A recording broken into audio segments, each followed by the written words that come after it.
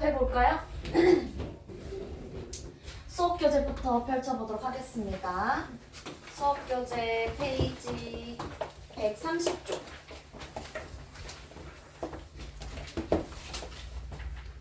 질문해볼까요? 130쪽 질문. 없으면은 다음으로 넘어갈게요. 132쪽 질문 8번. 자, 8번 한번 같이 볼게요. 쌤은 사실 8번에 4번 조금 애매하다고 생각해요. 그래서 문제를 한참 본 거예요. 이 8번의 답이 4번이잖아요. 4번에 한번 같이 볼게. 아이가 배를 사서 깎는 사람을 보면서 뛰는 가슴을 진정하지 못한 것은 그것 때문이잖아. 껍질이라도 얻어 먹었으면 저 아이처럼 그러면서 가지 않나요? 그러면 그 껍질을 깎는 사람이 나한테 껍질을 줬으면 이렇게 해석을 한다면 자신에게 부족한 것을 상품의 함유가 가능한 어른이 채워줄 것이라는 기대로 인해 나타난 본능적 반응이군. 이렇게 보기 어려울까요? 어떻게 생각해요? 왜 이게 틀렸다고 생각해요? 설명해주세요. 그냥 다 맞는 것 같은데 그 어른이 채워줄 것이라는 기대가 좀 걸려가지고 약간 좀 너무 과잉 해석인 것 같다는 생각은 들었어요. 이거 그대로 읽어보면 자신에게 부족한 것이 뭐야? 약간 지금 식욕, 배고픔이잖아요. 근데 저 어른이라면 나의 이 부족함을 채워주지 않을까?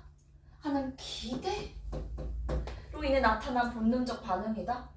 쌤이 생각했을 때 아 배고파, 아 껍질이라도 먹고 싶다, 아 껍질이라도 먹고 싶다 하는 본능적 반응으로 간 거지. 나 지금 배고픈데 저 사람이 그 배를 깎고 있네? 나한테 배를 줘가지고 나의 이 부족함을 채워줄 수 있지 않을까? 랑 좀 뉘앙스가 다른 것 같아요. 그치만 애매한 부분도 있는 것 같아요. 왜냐면 여기에 이런 말이 있잖아. 쟤처럼 껍질이라도 먹었으면 내가 이렇게 배고픈 걸 알아줘가지고 껍질이라도 먹으라고 줬으면 여기까지 해석을 해보면 저 어른이 나에게 조금이라도 진짜 조금이라도 이 나의 부족한 욕구를 채워줄 수 있지 않을까? 이렇게 해석을 할 수도 있을 것 같아서 조금 애매한 문제인 것 같아요. 이 문제가 2024년 고2 3월 모의고사를 살짝 변형한 문제거든요. 근데 조금 변형을 하는 데 있어서 좀 애매한 부분이 있지 않았나. 이 선지 그대로 나오지 않았거든요. 모의고사에서는. 모의고사 선지를 해서 변형한 건데 좀 애매한 부분이 있는 것 같아요. 쌤이 봤을 때. 오케이? 제일 적절하지 않은 게 4번이긴 하지만 조금의 약간 해석의 여지가 충분히 맞다라고도 해석할 수 있는 여지가 조금이라도 있기 때문에 내신에서 나왔다면 말이 좀 나오지 않았을까 하는 생각이 들어요. 물론 모의고사에서 출제됐을 때도 이렇게 나왔으면은 이 제기가 많았을 것 같아요. 오케이? 좋아요. 자, 그러면 또 질문 있을까요? 여기는 공교재는 끝났고 과제집 가보도록 하겠습니다. 39쪽 질문 받습니다. 데이 2. 질문 잠시만 앞에 봐요. 여기서 동경 같은 경우엔 얘들아 어디게 해요? 동경 어디야? 동경 어디야? 쌤 지금 가고 싶다. 도쿄. 대파는 어딜까요? 세 글자예요. 일본이에요. 오로 시작해요. 어딜까요? 오사카입니다. 알아주셨으면 좋겠어요. 시나 소설에서 도쿄랑 오사카를 고전시나 고전소설에서는 동경과 대판이라고 얘기합니다. 오사카 이렇게 나오지 않아요. 그래서 우리 친구들이 시나 소설에서 동경이나 대판이라는 용어를 본다면 도쿄, 오사카, 일본이구나 생각을 해주셔야 됩니다. 이해했어? 좋아요. 여기 현해타는 안 적어도 되지만 후쿠오카 쪽의 바다입니다. 그래서 만주, 일본, 조선인들은 아마 일본을 선택할 거야. 이렇게 얘기를 하는 부분입니다. 질문 없으면 넘어갈게요. 이번엔 데이 3. 데이 3가 사랑송님과 어머니. 질문 있을까요? 15에서 19까지인가? 질문 있을까요? 넘어갈게요. 그4입니다. 카메라와 워커.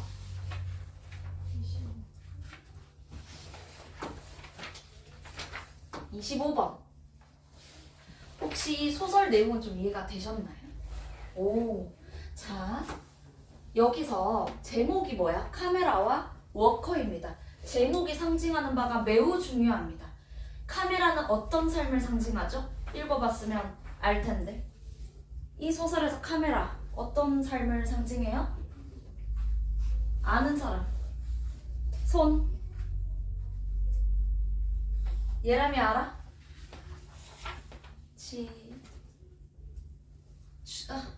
진영이 알아요? 삶 사는 나무. 맞아요. 앞에 봐요. 여기 나옵니다. 이 소설은 1인칭 주인공 시점입니다. 나는 우리 훈이가 얘들아 대통령이나 장군처럼 잘 나가길 바라지 않았어요.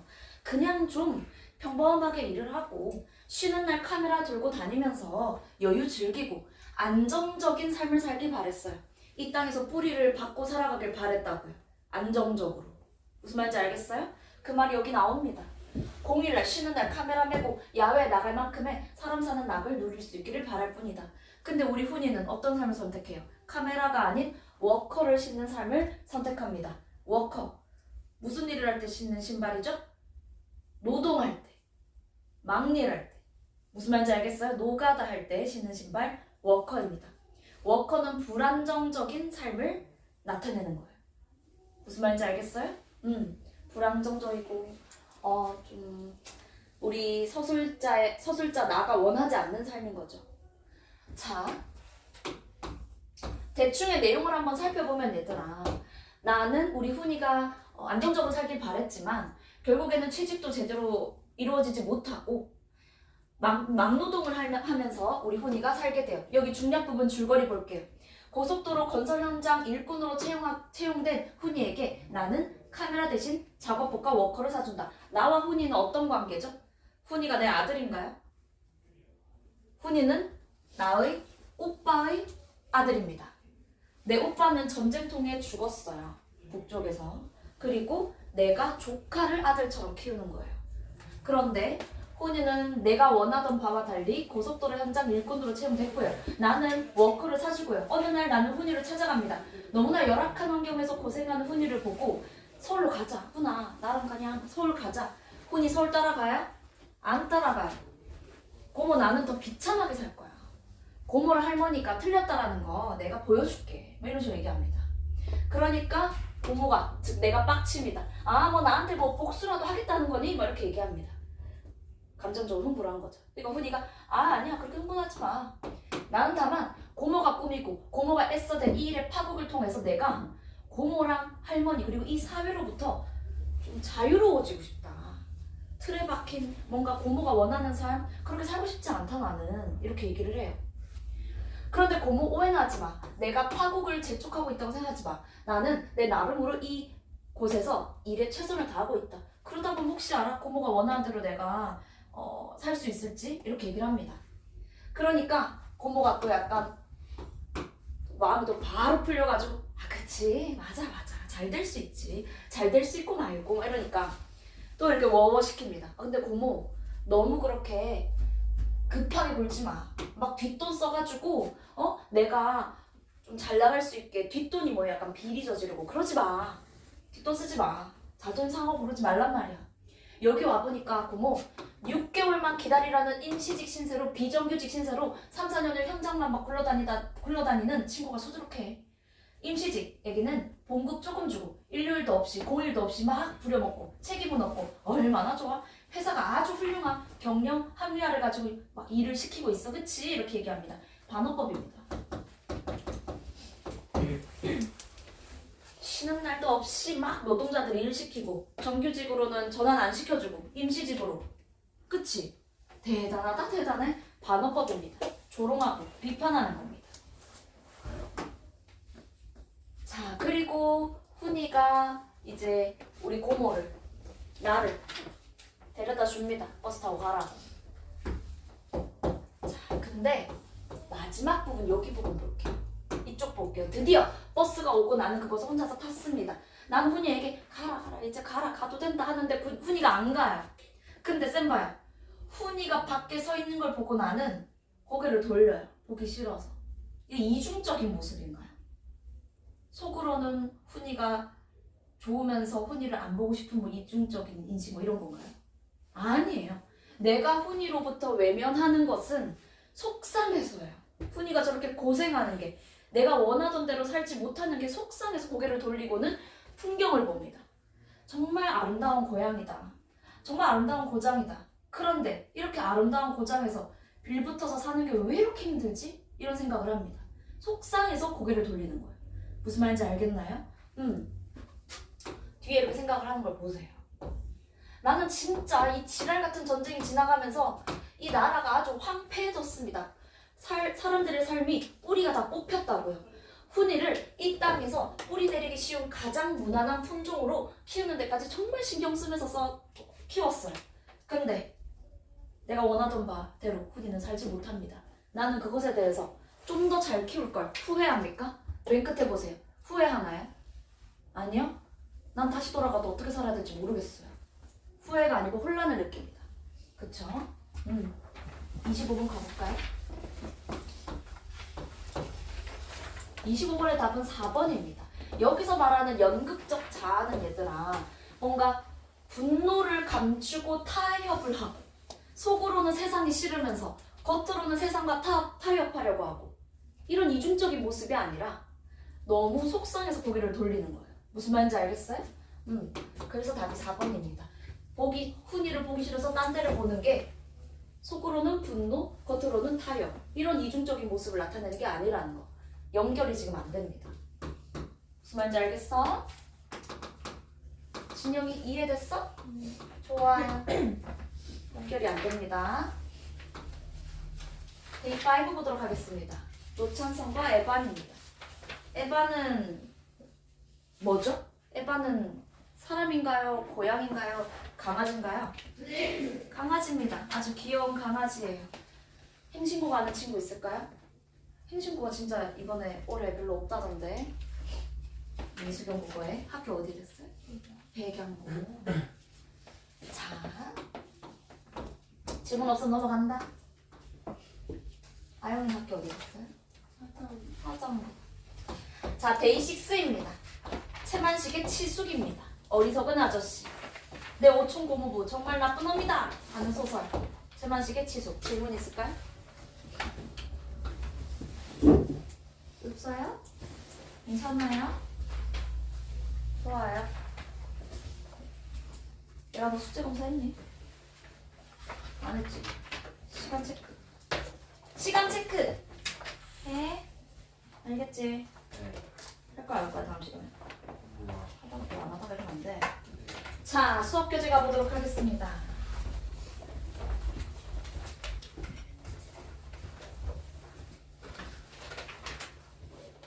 자, 얘들아, 우리 저번 시간에 이어서 오늘도 소설을 해보도록 할 거예요. 다음 주도 소설을 할 건데, 오늘은 무엇을 볼 거냐면, 일단 두 챕터를 해보도록 할 거예요. 첫 번째 챕터에서는 소설에서의 거리, 그리고 인물들의 다양한 유형, 그리고 서술자의 인물에 대한 태도 보도록 할 겁니다. 먼저 거리에 대해서 살펴보도록 할 거예요. 앞에 보세요. 소설에서 말하는 거리는 물리적인 거리가 아니에요. 1km, 100m 이런 걸 말하는 게 아니에요. 정서적인 거리예요. 어떤 거리냐면 쌤봐야 서술자와 인물의 거리, 서술자와 인물의 거리, 인물과 독자의 거리, 서술자와 독자의 거리, 이렇게 세 가지를 보도록 할 거예요. 먼저 첫 번째, 서술자와 인물의 거리에 대해서 보도록 하겠습니다. 동그라미 해볼까요? 서술자 동그라미, 인물 동그라미. 서술자와 인물의 거리를 파악을 해보겠습니다. 자, 서술자와 인물의 거리는 어떨 때 가까울까요? 정답은 서술자가 인물의 내면을 다 알고 있을 때 거리가 가까워집니다. 서술자가 인물의 내면을 다 아는 시점 두 가지입니다. 말해볼까요? 승준이? 하나만 얘기해도 돼요. 서술자가 인물의 내면을 다 파악하고 있는 시점. 4가지 시점 중에 뭐죠? 1인칭 주인공, 1인칭 관찰자, 전지적 작가, 그리고 3인칭 관찰자 중에 전지적 작가 시점. 서술자와 인물의 거리가 가깝습니다. 그리고 거리를 따지지 못할 정도로 가까운 시점이 있습니다. 바로 1인칭 주인공 시점입니다. 서술자가 곧 주인공이에요. 그러니까 당연히 서술자가 본인의 내면 심리를 막 얘기를 해주잖아요. 서술자와 인물의 거리 제일 가까운 시점은 1인칭 주인공 시점입니다. 본인 자신이니까요. 서술자가 인물이니까. 그리고 전지적 작가 시점. 인물의 내면 심리를 다 파악하고 있으니까. 그 다음은 1인칭 관찰자 시점. 작품 안에서 인물을 관찰합니다. 그 다음 제일 서술자와 인물의 거리가 먼 것은 3인칭 관찰자 시점. 작품 밖에서 인물을 바라보니까요. 이해했어요? 좋아요. 그래서 순서를 매겨보면 이렇게 됩니다. 1인칭 주인공 시점이 제일 가깝고 3인칭 관찰자 시점이 제일 멉니다. 밑줄 한번 치고 가보도록 할게요.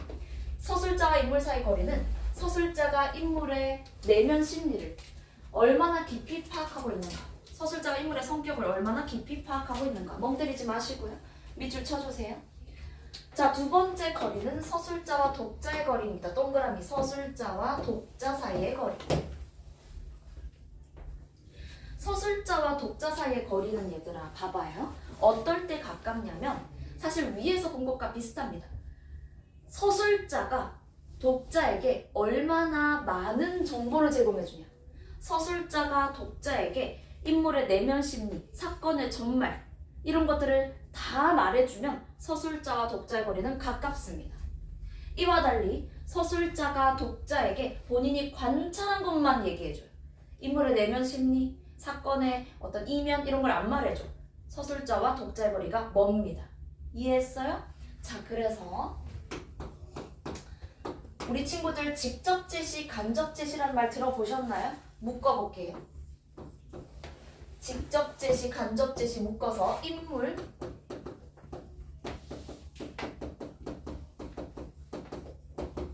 인물 제시 방법을 2가지로 직접 제시, 간접 제시로 나눕니다. 자, 좀 이따가 또 할 거예요. 인물 제시 방법은. 그래도 간단하게 말을 해주면 먼저 직접 제시. 서술자가 인물에 대해 직접 제시한다라는 건 이런 겁니다. 예람이는 시국에서 아주 성실하게 공부하는 학생이다. 이렇게 얘기하면 직접 제시예요. 직접 예람이에 대해서 설명을 해주니까요. 이와 달리 예람이가 열심히 공부하는 모습을 묘사를 했어요. 필기하는 모습, 수업을 열심히 경청하는 모습, 그리고 예람이가 쌤에게 하는 질문, 선생님 이거는 이래서 이런 건가요? 하는 대화를 인용을 해요. 그렇게 되면 독자들은 이런 예람이의 모습과 이런 예람이의 말을 통해서 되게 열심히 공부하는 성실한 학생이구나를 추론할 수 있는 거예요. 묘사와 대화를 통해서 인물을 제시하면 간접 제시입니다. 간접적으로 독자들이 추론해낼 수 있는 거예요. 인물에 대해서. 이와 달리 예람이는 성실한 학생이다. 이렇게 서술자가 직접 말해주면 직접 제시라고요. 차이를 아시겠나요? 서술자가 독자에게 직접 다 말해주면 독자는 서술자를 가깝게 느낍니다. 다 말해주는 친절한 친구니까요. 이와 달리 묘사나 대화로만 보여준다면 독자는 서술자를 멀리 느낍니다.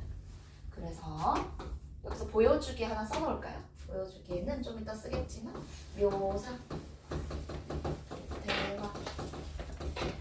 묘사와 대화를 통해 보여준다면 독자는 인물에 대해 간접적으로 추론해내야 됩니다. 이해했어요? 좋아요. 자, 그래서요. 직접 제시일 때 밑줄, 서술자와 독자 사이 거리는 더 가깝게 느낍니다. 자, 그리고 1인칭 주인공 시점일 경우에는 서술자가 독자한테 막 얘기해줘요. 안녕, 난 누구누구고 이런 일이 있었고 오늘 내 기분은 이렇고 앞으로 난 이렇게 할 거야. 다 말해줘요. 서술자가 독자에게. 독자는 서술자를 가깝게 느끼는 거죠. 그리고 전지적 작가 시점일 경우 다 또 말해줘요. 지금 우리 아영이가 무슨 생각을 하고 있냐면 그래서 막 말을 해줘요. 독자는 서술자를 가깝게 느낍니다. 이와 달리 1인칭 관찰자 시점과 3인칭 관찰자 시점 멀리 느끼겠죠. 많이 설명 안 해주니까. 맞죠? 특히 3인칭 관찰자 시점, 작품 밖에서 관찰한 것만 얘기하기 때문에 제일 멀게 느낍니다. 이해했니? 자, 그래서 괄호할게요. 나가 자신의 이야기를 직접 들려주는 1인칭 주인공 시점과 밑줄, 그리고 서술자가 모든 것을 알려주는 전지적 작가 시점은 서술자와 독자 사이의 거리가 가깝다. 반면 3인칭 관찰자 시점, 인물의 행동만을 작품 밖에서 보여주기 때문에 서술자와 독자의 거리가 가장 멀다. 이해했니? 지금 가까운 거리의 순서가 서술자와 인물의 거리, 서술자와 독자의 거리가 똑같습니다. 가까운 거리의 순서가. 마지막 거리입니다. 독자와 인물 사이의 거리입니다.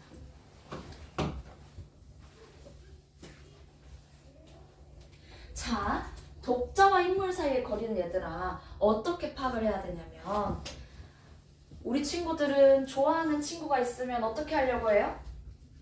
그 사람에 대해서 더 알려고 하잖아요. 저 친구가 좋아하는 색깔은 뭘까? 어떤 음식을 좋아할까? 어떤 곳을 가는 걸 좋아할까? 맞죠? 독자가 인물에 대해서 막 알려고 노력하면 독자와 인물의 사이는 가깝습니다. 무슨 말인지 알겠어요? 적어볼까요? 독자가 인물에 대해 적어, 알아보게 적어, 파악하려고 노력하는 거.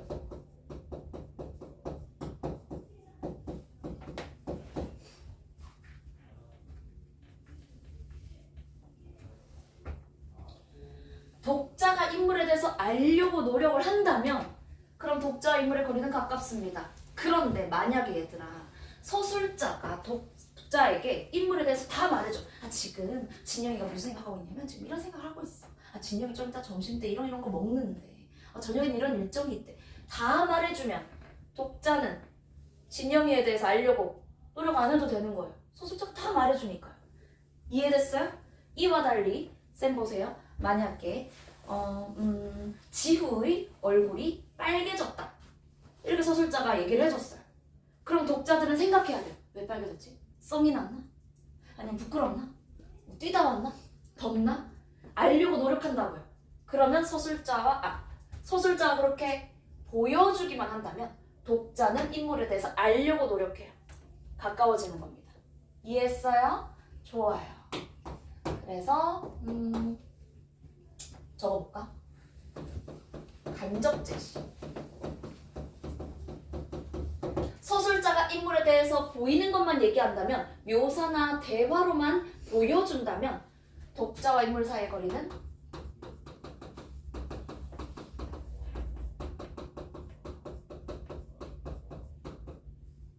가까워지는 겁니다.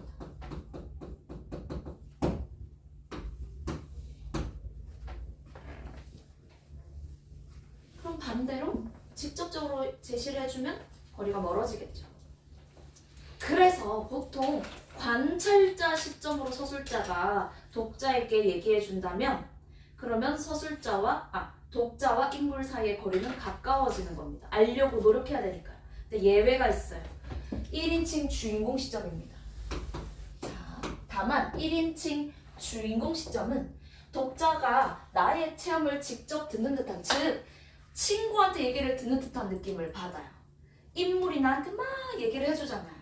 그래서 1인칭 주인공 시점은 비록 서술자가 인물의 내면 심리를 다 말해주지만 그래도 독자가 가깝게 느낍니다. 그것도 아주 제일 가깝게 느낍니다. 4가지 시점 중에서. 이해했어요? 정리. 독자와 인물 사이의 거리. 서술자가 안 말해줄수록 독자는 인물에 대해서 알려고 노력해요. 독자와 인물의 사이 가까워집니다. 예외적으로 1인칭 주인공 시점은 서술자가 다 말해줘요. 인물이 어떤 생각을 하고 있는지. 본인이 인물이니까. 하지만 독자는 인물을 친구처럼 느끼기 때문에 1인칭 주인공 시점은 예외적으로 거리가 매우 가깝습니다. 이해했어요? 넘어가도록 할게요. 우리는 여기까지 거리를 봤고요. 이번에는 인물의 유형을 보도록 하겠습니다. 자, 인물의 유형. 인물의 유형은 여러 가지 기준에 따라 나눠볼 수 있는데 먼저 역할에 따른 유형을 보도록 할게요. 역할 동그라미 하세요.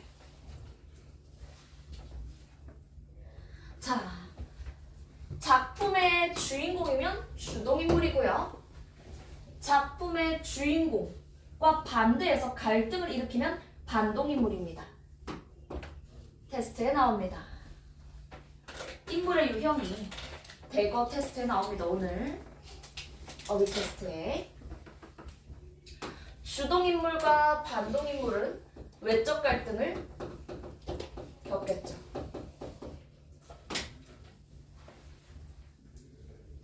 봄봄이라는 작품을 아는 친구 손 들어볼까요? 오, 아무도 없군.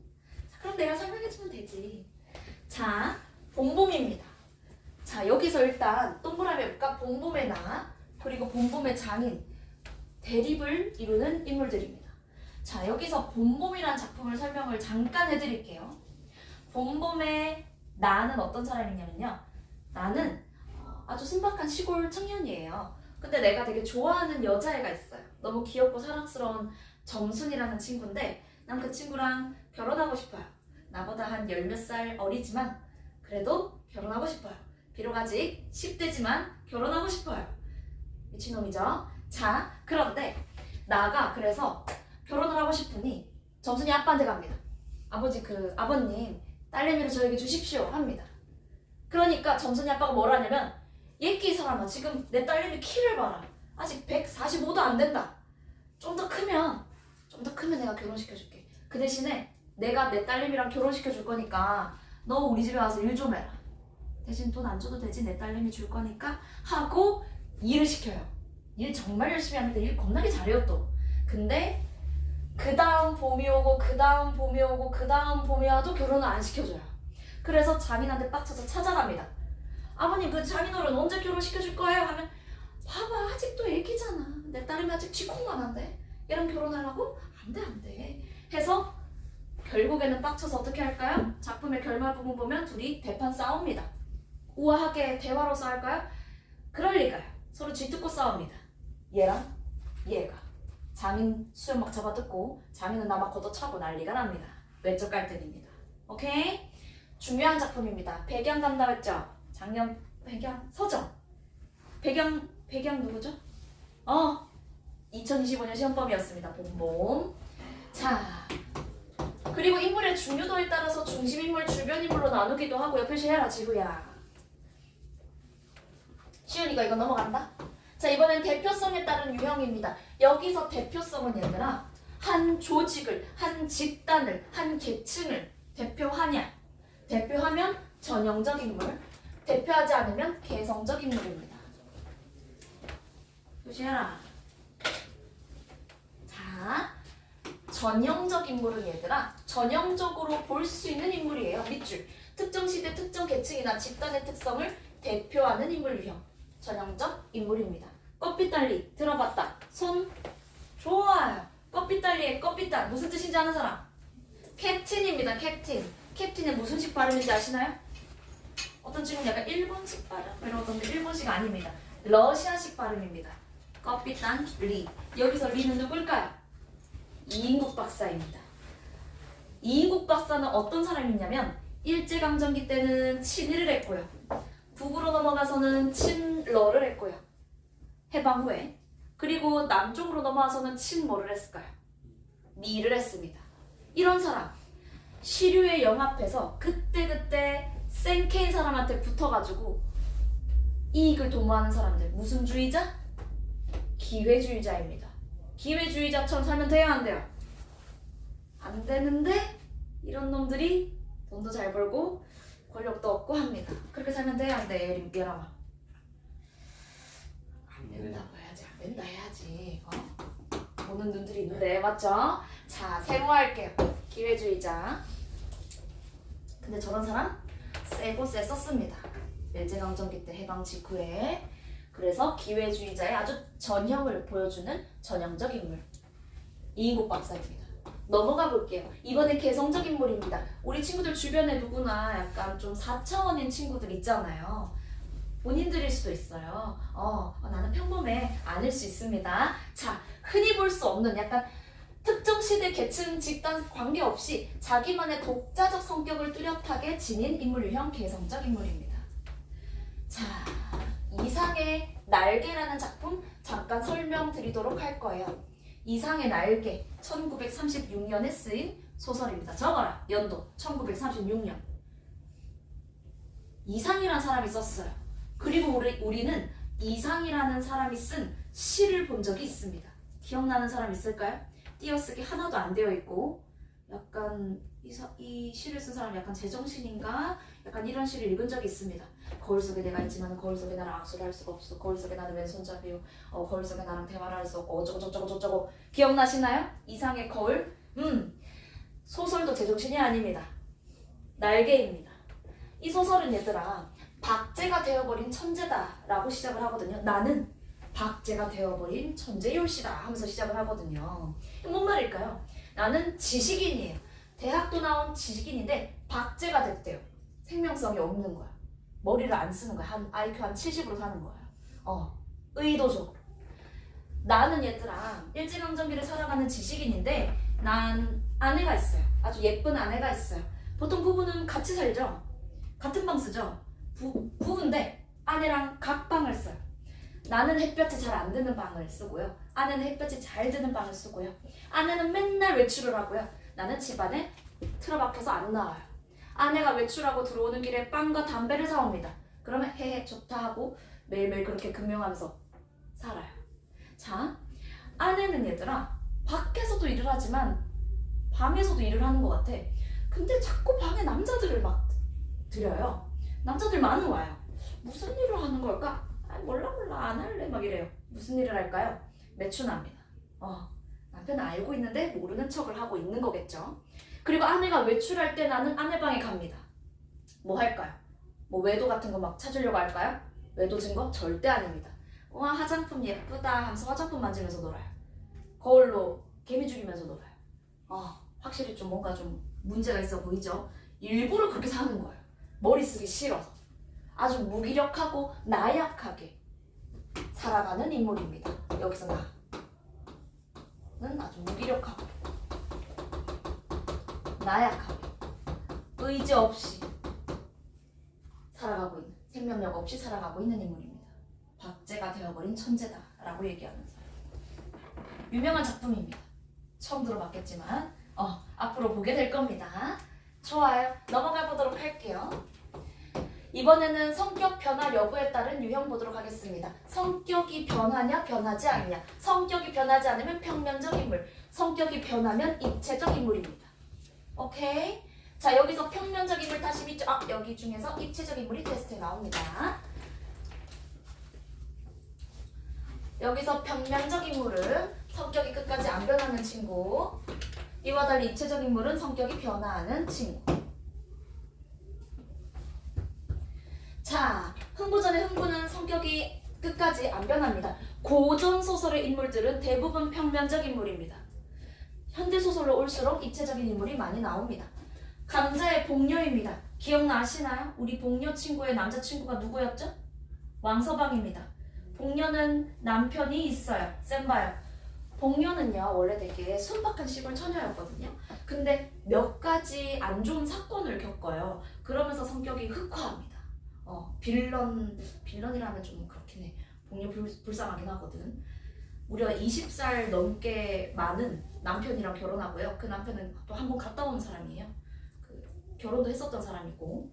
그리고 그 남자는 나이도 많은데 돈은 없어요. 나이도 많은데 돈은 없고. 그리고 복녀는 겁탈도 몇 번 당하고요. 그리고 겁탈당하고 그리고 매춘을 합니다. 점점 흑화하면서 살아갑니다. 그러다가 남친한테 맞아 죽는 거예요. 살해당하죠. 여기서 복녀는 입체적 인물입니다. 오케이? 성격이 변화합니다. 넘어가 보도록 할게요. 자, 인물에 대한 서술자의 태도입니다. 이 부분은 쉬워요. 앞에 보세요. 인물에 대한 서술자의 태도 세 가지로 나눠볼게요. 첫 번째, 긍정적인 태도. 두 번째는 부정적인 태도. 세 번째는 서술자가 인물에 대해 일체 평가 없이 객관적으로 바라보는 태도. 첫 번째, 긍정적 태도 보도록 할게요. 긍정적인 태도. 동경, 경외, 동정, 연민. 서술자가 인물에게 이러한 감정을 느낀다면 긍정적인 태도를 보인다. 라고 할 수 있겠죠. 박완서의 배반의 여름입니다. 읽고 바로 꼭 1번 풀어볼까요?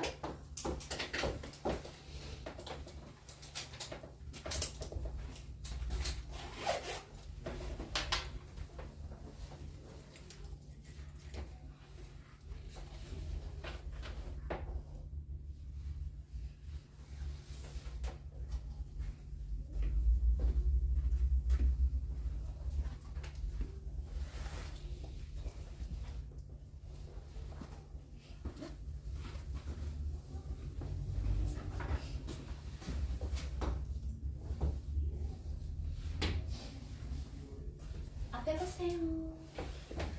서술자는 지금 누구에 대해서 긍정적인 태도를 보여? 지후야? 누구에 대해서? 아버지. 아빠. 맞아, 잘했어. 나는 아빠에게 어떤 감정을 느끼냐면 앞에 보세요. 아버지에 대한 존경심과 여기 쌤이 보라색 형광펜 했네. 문제 나오겠죠? 경외감을 느낍니다. 오늘 테스트지엔 경외심으로 나올 거예요. 보기대로 써주세요. 경외심으로 나올 겁니다. 경외감, 경외심 같은 말입니다. 뜻을 아시나요 혹시? 경외감 무슨 뜻이? 경외감 아시나요? 얘랑 공경하면서 두려워하는 마음입니다. 교회 갔다 왔죠 오늘? 우리가 보통 신에게 느끼는 마음 경외감입니다. 공경하면서 두려워하잖아요. 맞죠?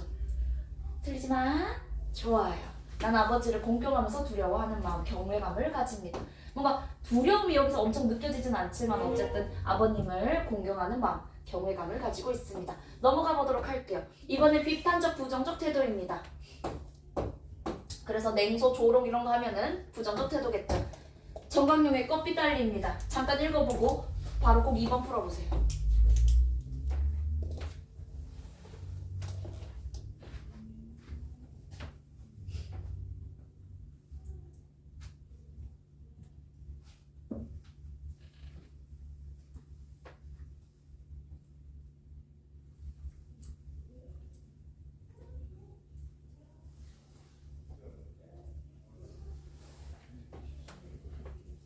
질문할 거야.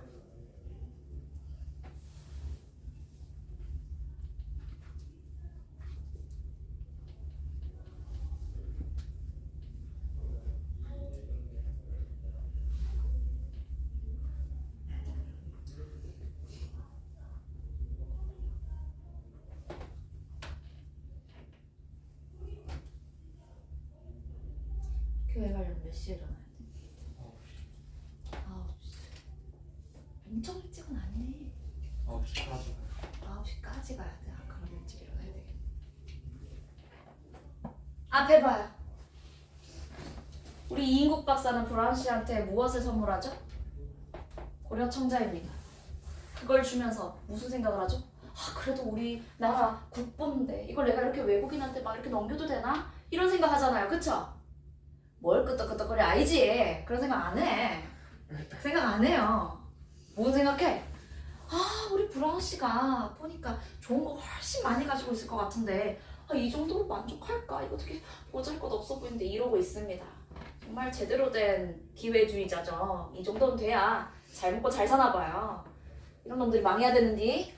자, 읽어보세요. 근데 서술자가 뭐라 하냐면 그는 죄책감이 없는 사람이다. 이렇게 간단하게 얘기하지 않아요. 이렇게 말합니다. 국외로 내어보낸 나는 자책감 같은 건 아예 생각도 안 해본 애다. 말투가 어때요? 부정적이에요. 생각도 그런 생각 못하는 애야. 그런 애가 아니야. 이렇게 얘기하는 거야. 무슨 말인지 알겠어요? 서술자는 부정적으로 서술을 하고 있습니다.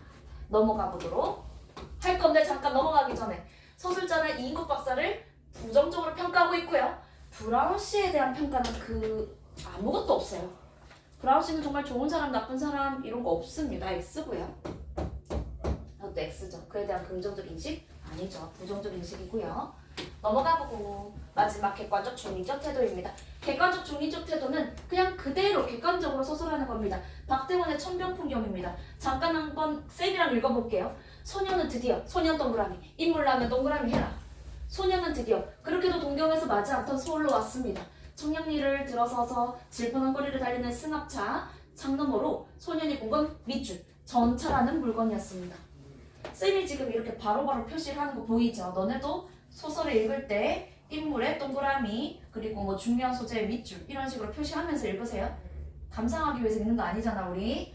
자, 시골 가평에서 결코 볼 수 없었던 것이 전차 한 가지가 아닌데 그는 지금 곧 저 전차에 한번 타봤으면 하는 생각을 한대요. 그런 소년에 대해서 서술자가 이게 너무 귀엽다 그치? 걱정돼 이런 말이 있어요? 없어요. 객관적인 태도로 인물을 바라봅니다. 오케이, 이해했어요? 좋아요. 문제를 한번 풀어볼 거거든요. 자, 쌤 봐요. 1번, 2번 두 문제밖에 없어요. 근데 정말 많은 친구들이 두 개 다 틀려요. 왜 그럴까요? 어렵겠죠. 다 많은 친구가 잘 없습니다. 지금 쌤이 시간을 줄 건데 쌤 보세요. 작품 만만하게 보시면 안 되고요. 앞에 봐. 바로바로 간단치 거 풀지 마세요. 지금 풀지 말고 나중에 숙제할 때 푸세요. 오히려 이거 푸니까 애들이 더 헷갈려하는 것 같아요. 풀지 말고 작품 보고 바로 문제로 가주세요. 당연히 문제부터 살펴봐야 되죠. 앞에 봐요. 이 글의 서술상의 특징으로 적절하지 않은 것은 적절하지 않은 걸 찾아야 됩니다. 그러니까 어떤 부분은 독백적 부분이 있을 수 있고 무슨 말인지 알겠죠? 어떤 부분은 서술자가 추측을 하는 부분이 있을 수 있고 무슨 말인지 알겠어요? 없는 걸 찾으세요. 자, 그럼 2번 기억에서 미음중 보기와 같은 서술자의 태도가 드러나는 부분이 아닌 것은 보기 읽고 가야죠. 보기 읽고 가. 이해했어. 시간 10분 줄게요. 시작.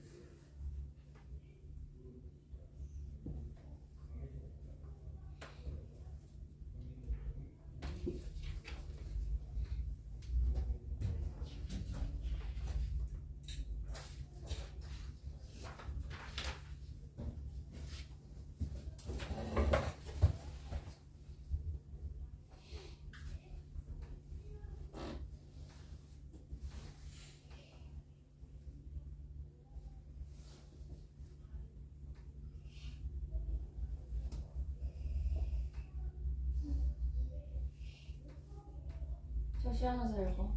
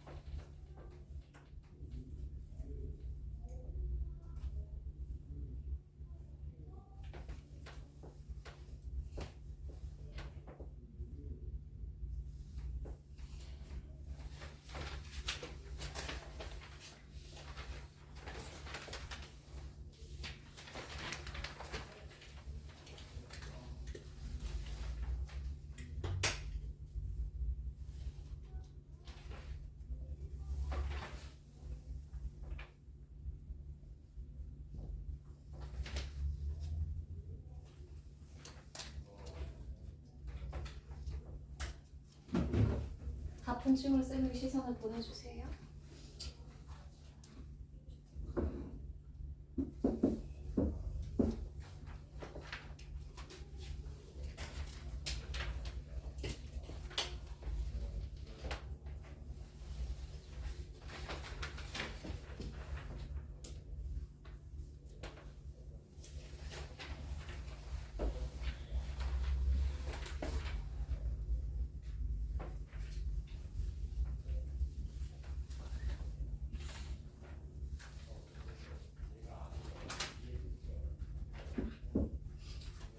얘들아, 풀던 중에 미안한데 여기 여기 괄호 좀 해주세요. 여기 맨 첫 번째 줄에 괄호가 빠져 있는 것 같았어요. 요렇게 괄호 안에 들어가 있는 부분이거든. 확인하고 조금 더 봐줄까?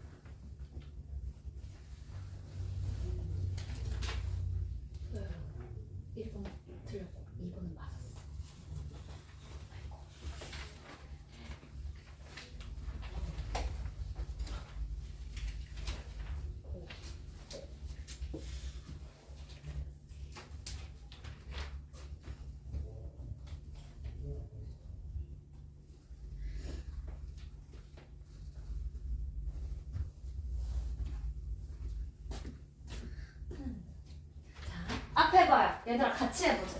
지금 사실 이 문제를 다 살펴볼 수는 없어요. 시간 관계상. 집 가서 한 번 더 풀어보고 쌤에게 질문을 다음 시간에 해주면 좋을 것 같고요. 자, 생각을 해봐.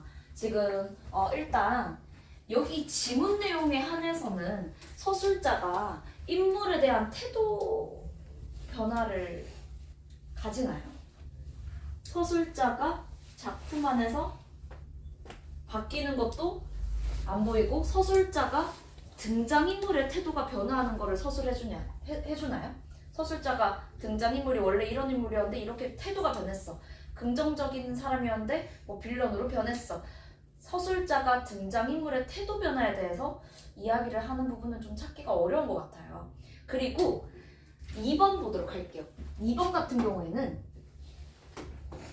서술자의 태도가 드러나는 부분이 아닌 것은 서술자인 나가 그에게 어떠한 태도, 여기서 태도란 거 어떤 연민의 태도, 동정의 태도 이런 태도가 대부분 드러나거든요. 근데 기역, 니은, 디귿, 리을, 미음 중에 하나는 동정, 연민, 불상, 공감 이런 게 없어요. 그냥 객관적인 사실만 제공을 해주거든요. 그걸 찾으셔야 돼요. 그래서 다시 한번 고쳐봐 주셨으면 좋겠어요. 참고로 지금 우리 친구들이 푼 친구들 중에 한 번에 다 맞은 친구는 없습니다. 그만큼 어려운 문제였다는 거예요. 그러니까 틀렸다고 속상해할 필요가 없어요. 오케이? 자, 그래서 지금 아직 덜 푼 친구도 있기 때문에 답을 부르지는 않을 거예요. 한 번 더 고쳐보고 다음 시간에 질문해주세요. 자, 그러면 넘어가 보도록 하겠습니다. 우리는 챕터 2 하나 더 해야 되기 때문에 선우상의 특징입니다. 이 부분은 금방 할 거예요. 걱정하지 마세요. 왜냐면 우리 인물 제시 방법은 끝났거든요. 직접 제시, 간접 제시 했거든요. 자, 우리는 서술의 방식 3가지, 그리고 서술자의 개입의 개념 및 종류, 그리고 인물 제시 방법 2가지, 그리고 풍자와 해학을 보고 끝내도록 하겠습니다. 자, 먼저 첫 번째, 서술 방식입니다. 서술 방식. 서술자가 독자에게 인물, 사건, 갈등 배경을 전달하는 방식으로 3가지 있습니다. 동그라미. 서술, 묘사, 대화가 있습니다. 여기서 보통 서술을 직접 제시, 묘사랑 대화를 간접 제시다라고 합니다. 직접 제시와 간접 제시로 나누어서 살펴보겠습니다. 먼저 서술 보도록 할게요. 서술은 얘들아 말 그대로 서술자가 등장인물의 내면, 사건, 배경을 직접 설명해주는 직접 설명해주는 방식입니다. 첫 번째 서술, 요약적 제시입니다.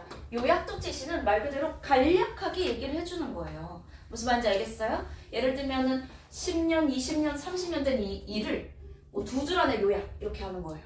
요약적 제시를 하면 그러면 속도가 빨라지겠죠. 무슨 말인지 알겠어요? 여기서 요약적 제시는 핵심적인 내용을 요약해서 전달하니까 속도가 빨라집니다.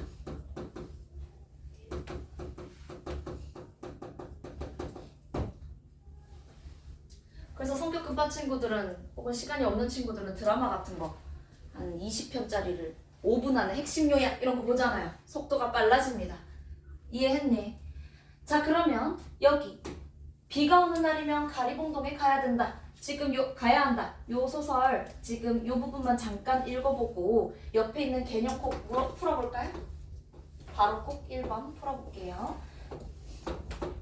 누구의 삶에 대해서 요약을 해서 제시를 해주고 있는지를 생각해 보세요.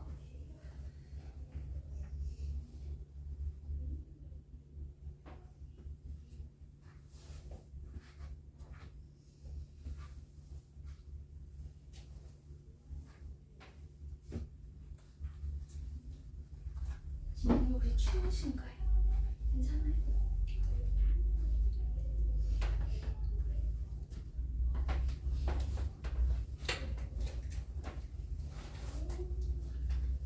누구의 삶을 요약해서 제시를 해주고 있어요? 임씨입니다. 임씨의 삶을 여기 이렇게 요약해서 제시를 해주고 있어요. 속도가 빨라집니다. 여기서 사내는 임씨죠.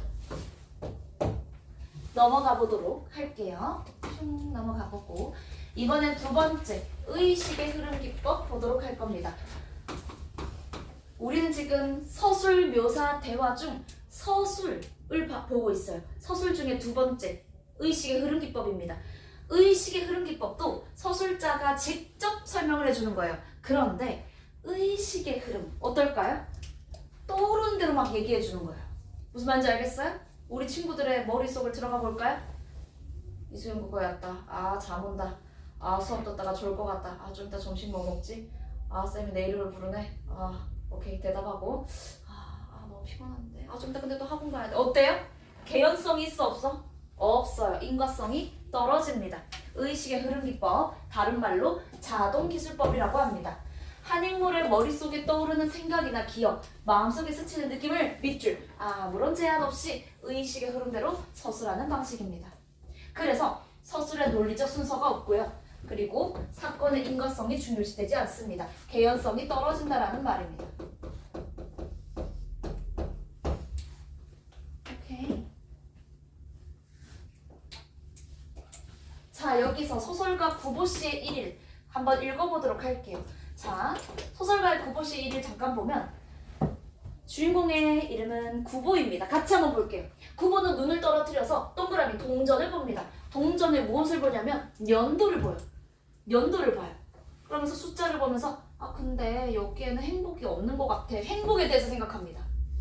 그러다가 갑자기 무엇을 생각하냐면 나 창경원 가고 싶은데 창경원 가고 싶다는 생각을 합니다. 우리 친구들 창경궁 아시나요? 창덕궁은 들어봤죠? 창덕궁, 창경궁, 궁 이름이잖아요. 창경궁. 옛날에 일제강점기 때 창경궁 안에 동식물원이 있었나 봐요. 그래서 창경궁을 창경원 이렇게 부르기도 했나 봐. 어쨌든 생각이 동전에서 행복에서 창경원으로 의식의 흐름 기법입니다. 개연성 없어요. 넘어가 볼게요. 이번엔 묘사입니다. 묘사는 밑줄 배경인물 사건을 그림 그리듯이 구체적으로 표현하는 방식. 그림 그리듯이래요. 무슨 성이 그럼 두드러질까요? What is this? 이건 뭐예요? 회화성입니다. 그림 그리듯이 표현하니까 회화성이 두드러지겠죠. 오상원의 모반, 반역을 꾀한다 라는 제목의 의미입니다. 여기 보면 빙판에 얼어붙은 구슬처럼 반짝인데요. 시각적 묘사가 나타나고요. 그리고 찬바람이 막 가지를 흔든데요. 촉각적 심사운동의 배경 묘사하고요. 묘사가 나타나 있습니다. 오케이? 넘어갈게. 이번엔 대화입니다. 우리 친구들 대화는 무슨 말인지는 알겠지? 당연히 등장인물이 주고받는 말이고요. 대화를 나타내는 애들아 인물의 성격과 개성이 더 잘 드러납니다. 예를 들어 볼게요. 지원이랑 지윤이가 싸웠다. 여기서 지윤이는 쌤 동생입니다. 만약에 지원이랑 지윤이가 싸웠다. 서술입니다. 둘은 잔뜩 화가 났다. 서술입니다. 이와 달리 만약에 대화를 줘요.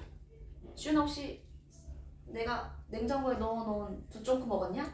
응 먹었는데 왜? 그걸 네가 왜 먹어? 아니 뭐 먹어도 되는 줄 알았지. 그걸 네가 왜 먹냐고 이렇게 막 화를 막 내. 자 그러면 여동생이 언니랑 얘기하기 싫어 하고 이불을 뒤집어 써요. 여동생은 회피형입니다. 쌤은 이불 뒤집어 쓰지 말고 빨리 나와라. 얘기하고 풀자 이렇게 얘기하는 스타일이거든요. 이렇게 대화를 제시를 해주면 인물의 성격이 더 잘 드러나는 거예요. 무슨 말인지 알겠어요? 자 그리고 좀 더 사건이 장면화가 되는 거죠. 그냥 지원이 지윤이 싸웠어 이렇게 하지 않고 둘의 말을 제시를 해주면 훨씬 더 독자들의 머릿속에 장면이 잘 그려지는 겁니다. 무슨 말인지 알겠니? 더 사실적이고 그렇게 싸운 적 한 번도 없어요. 그냥 예시를 든 겁니다. 자, 염상섭의 두파산입니다. 두파산 같은 경우에는 얘들아 여기서 두파산은 두 개의 파산을 얘기를 하는 거거든요. 한번 제목의 의미를 생각을 하면서 읽고 옆에 있는 문제 바로 꼭 3번을 풀어볼까요? 본 친구들은 쌤이 쓰는 거를 좀 적어주세요.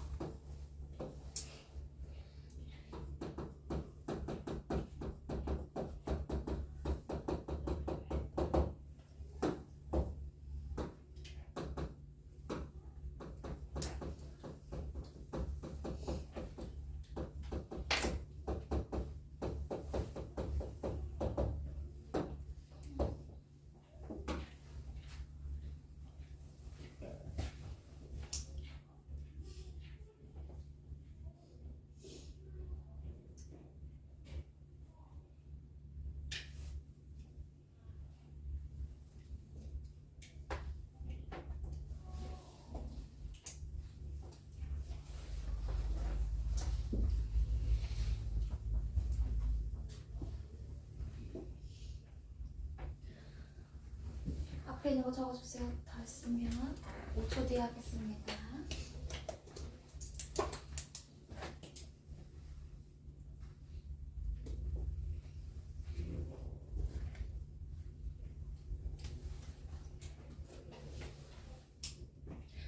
자, 두 파산의 제목의 의미는 정신적 파산과 물질적 파산을 얘기하는 겁니다.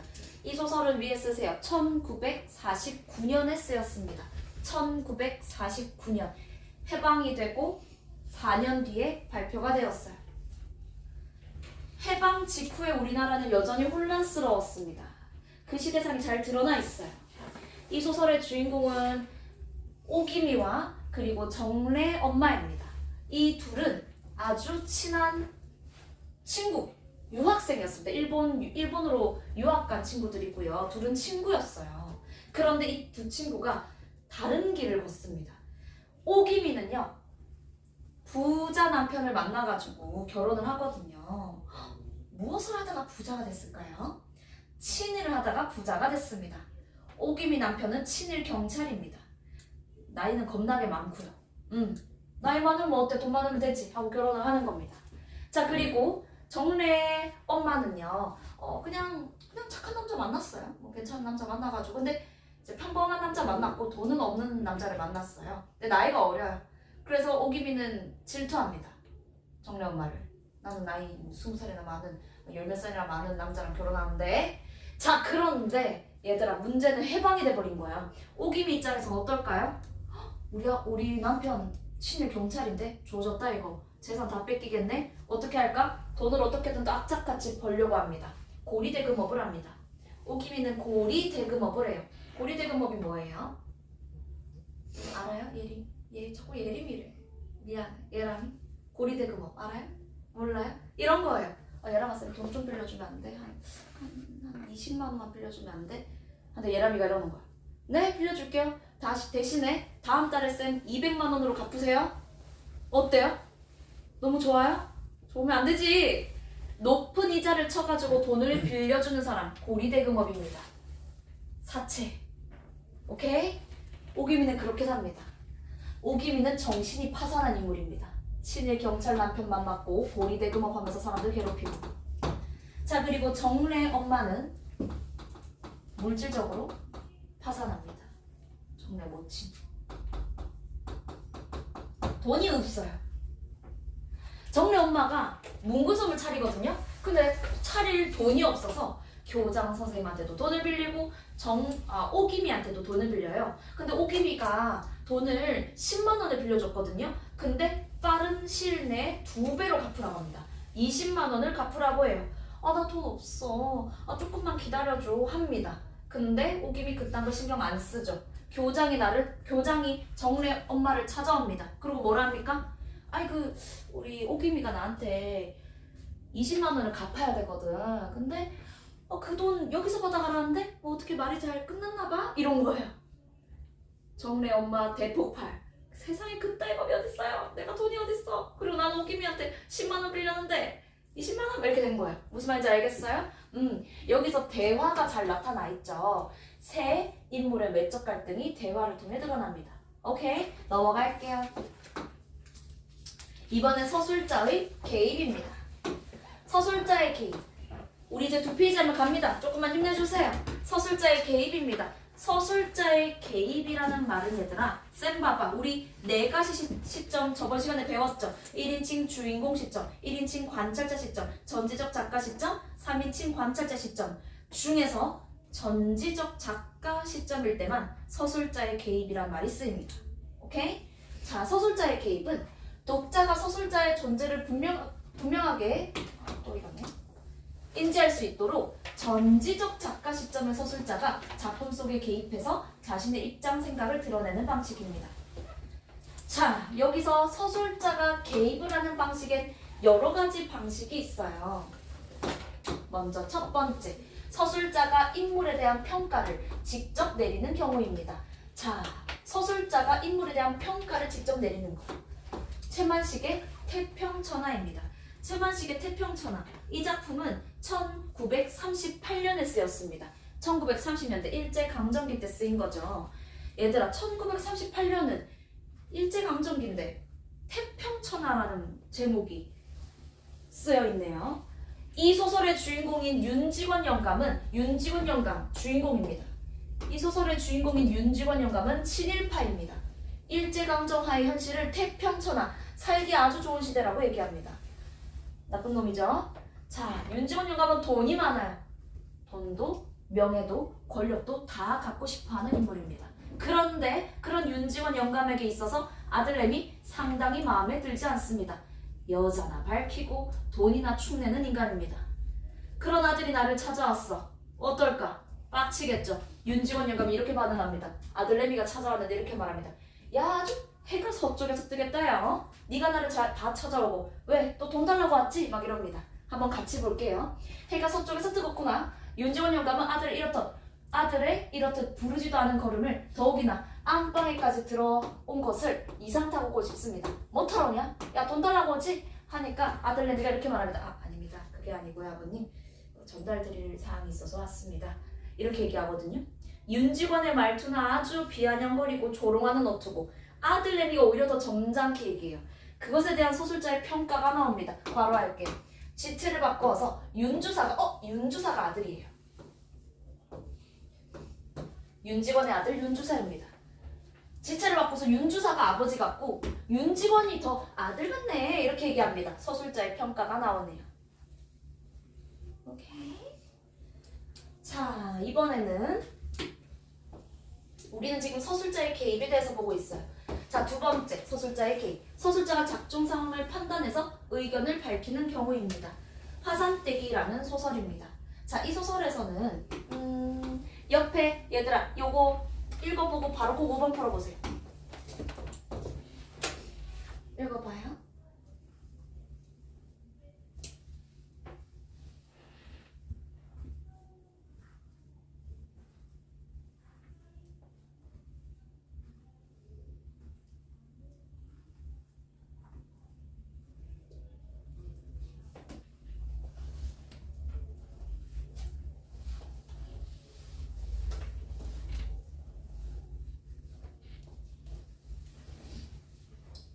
앞에 봐요. 화산떼기는 시골 촌동네에 사는 친구고요. 그리고 아들이 있는데 아들은 도시에서 살아요. 우리 화산떼기는 집이 시골집이니까 화장실이 밖에 있어요. 푸세식 화장실 보신 적 있으신가요? 그럼 푸세식 화장실을 쓰는 친구고요. 그리고 아들이 사는 도시집으로 갔을 때는 어떻게 생각하냐면 화산떼기가 화장실이 가고 싶은 거야. 그래서 원래 자기 집은 화장실이 밖에 있으니까 아들내미 집에 가서도 화장실 급해 하면서 밖으로 나간 거예요. 근데 아들내미 집은 적산가옥, 일본인들이 살던 집입니다. 적산가옥의 화장실은 실내에 있습니다. 화산떼기 어떻게? 너무 불쌍하죠? 어떻게 처리할까요? 궁금하시면 한번 읽어보시고요. 자, 여기서 서술자가 말합니다. 대체 적산지 뒷관이 밖에 있을 리가 없지 하면서 얘기를 합니다. 서술자가 개입을 해서 얘기를 해주는 부분입니다. 자, 그리고 서술자의 개입 마지막입니다. 서술자가 독자에게 말을 건네는 경우입니다. 이건 바로 쌤이 읽어드릴게요. 앞에 보세요. 그 영신과 주임 사이에 주고받은 대화 그 밖에 얘기는 내가 안 적을게. 그래도 그 호출한 요령만 잠깐 내가 따서 말해주면 하면서 독자한테 말을 건네고 있어요. 서술자가. 서술자의 개입입니다. 여기까지 서술자의 개입이고요. 자, 우리 오늘 마지막 페이지 가보도록 할게요. 인물 제시 방법입니다. 이건 아까 했습니다. 그래서 빠르게 가보도록 할게요.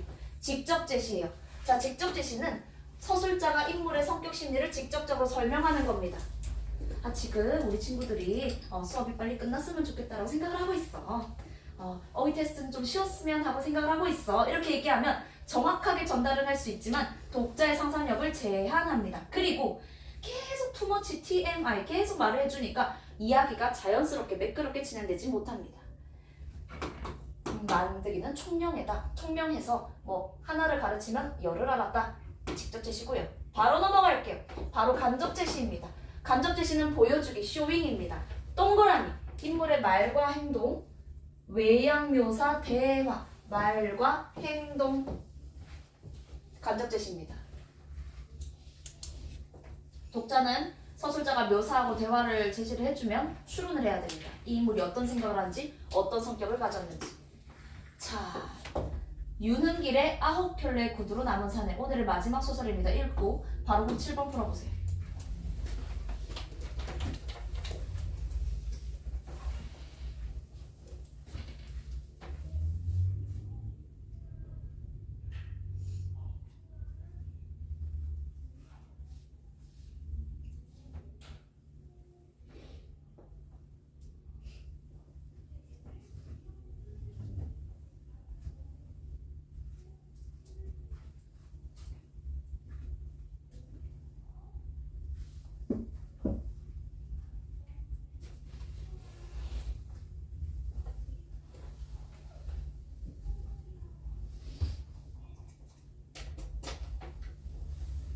오 5초 뒤에 하겠습니다.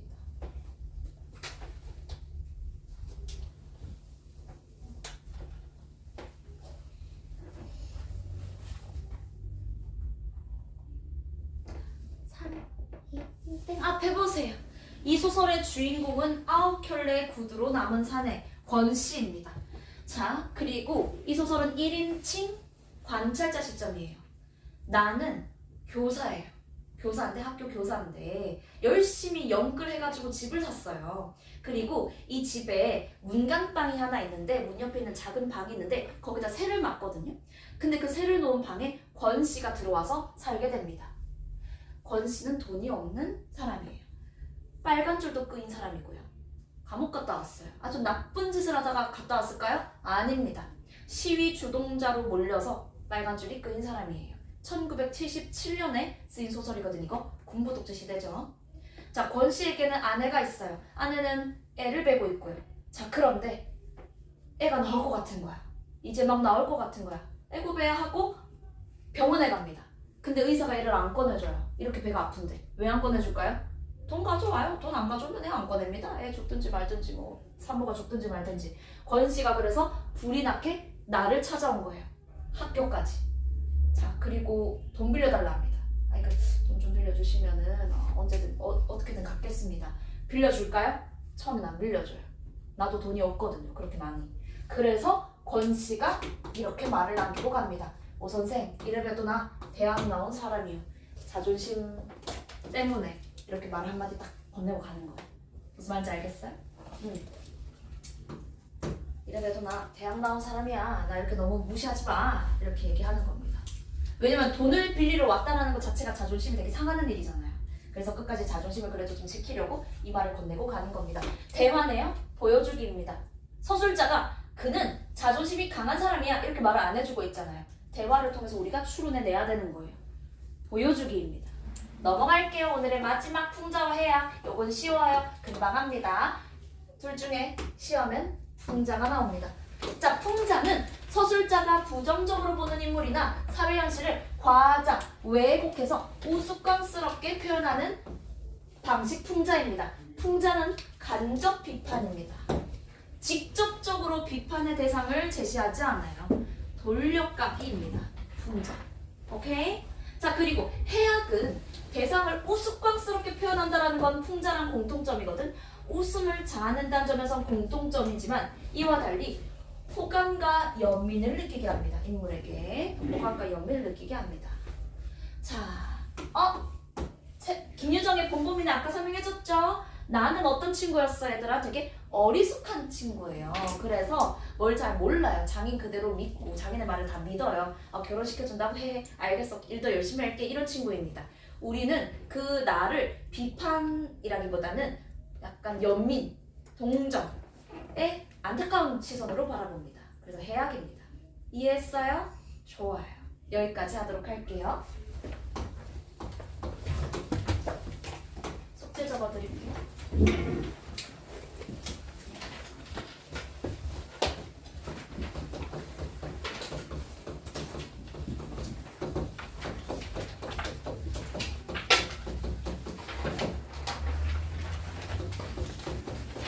울면 안 된다 얘들아. 다 보인다잉. 다음 시간에 더 열심히 들어줄 거라 믿는다.